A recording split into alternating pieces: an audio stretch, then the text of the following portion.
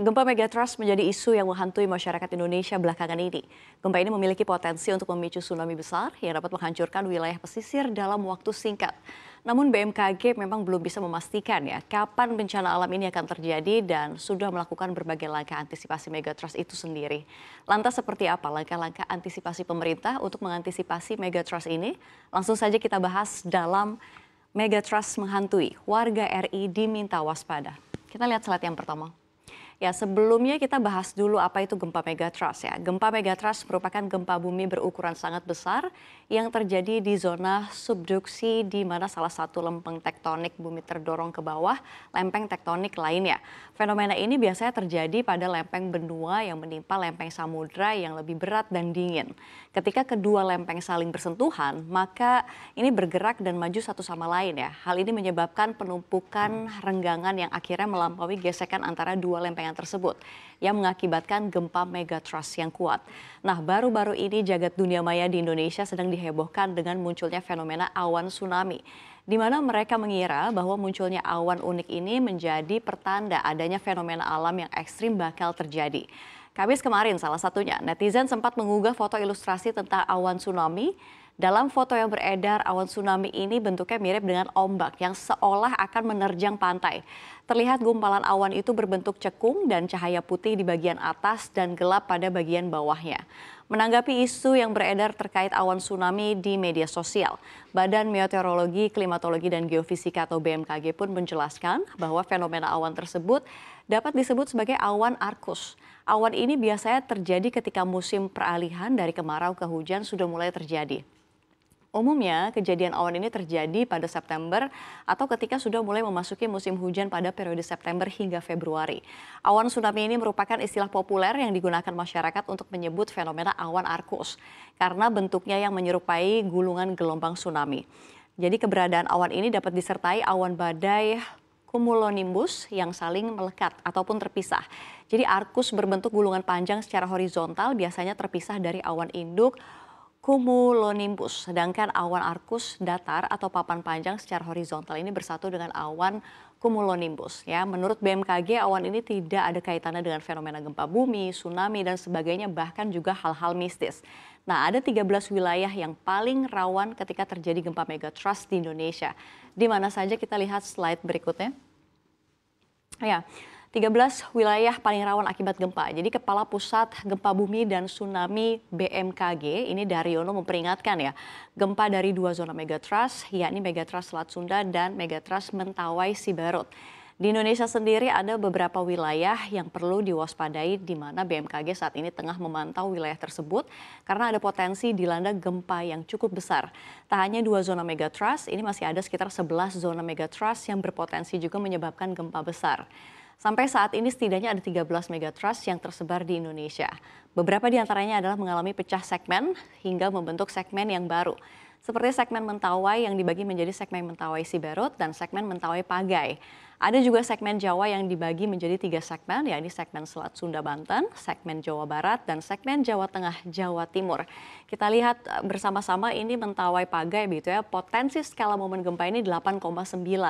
Wilayah yang berada di sekitar zonanya ini Kepulauan Mentawai, lalu di pesisir Sumatera Barat. Diikuti juga dengan Enggano yang mempunyai potensi skala sebesar 8,4, lalu ada Selat Sunda 8,7, Jawa Barat, Jawa Tengah ini 8,7, diikuti juga Jawa Timur dan juga Sumba 8,5.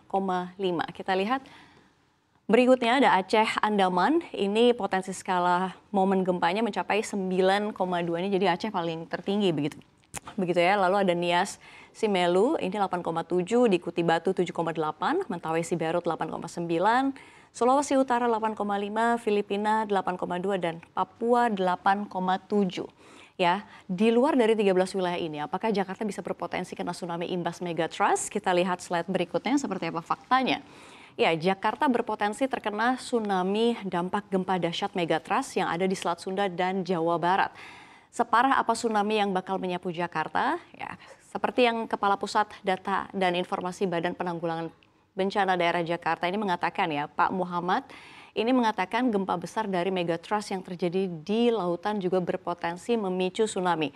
Jadi kata Pak Muhammad Yohan, meskipun Jakarta tidak langsung menghadap ke Samudra Hindia, ini gelombang tsunami yang sangat besar mungkin dapat mencapai pesisir utara Jakarta jika terdapat gelombang besar yang dihasilkan dari arah selatan. Ya, Megatrust Jawa Barat ini memiliki dimensi dengan panjang 320 km dan lebar 200 km. Jadi segmen Megatrust ini tercatat ada 2 kali melepaskan energi besarnya. Yakni kalau kita lihat pada 1903 dengan kekuatan M81 dan tahun 2006 dengan kekuatan M78. Sementara Megatrust Selat Sunda ini memiliki dimensi panjang 280 km dan lebar 200 km dan pergeseran 4 cm per tahun. Menurut Yohan, ini dampak tsunami imbas gempa Megatrust bakal lebih terasa di daerah-daerah sekitar Jakarta, khususnya di wilayah Banten yang jaraknya cukup dekat dengan segmen Selat Sunda. BMKG mencatat Jakarta sempat mengalami tsunami 3 kali sepanjang sejarah. Yang pertama ada pada 24 Agustus 1757. Ya, ketika Jakarta masih bernama Batavia, gempa kuat bergelombang yang berlangsung 5 menit mengguncang Jakarta. Air laut di Sungai Ciliwung yang mengalir keluar ke laut Jakarta pun juga naik dengan ketinggian 0,5 meter di atas ketinggian biasanya dan turun dengan jumlah yang sama. Lalu yang kedua, pada 16 Maret 1863. Ya, saat itu terjadi gempa di Pulau Jawa yang terasa agak kuat di daerah Lebak dan dirasakan sedang di Jakarta dan juga Pulau Kapal di Teluk Jakarta. Serta ini juga dirasakan lemah begitu ya atau intensitasnya sedikit di Serang dan Caringin.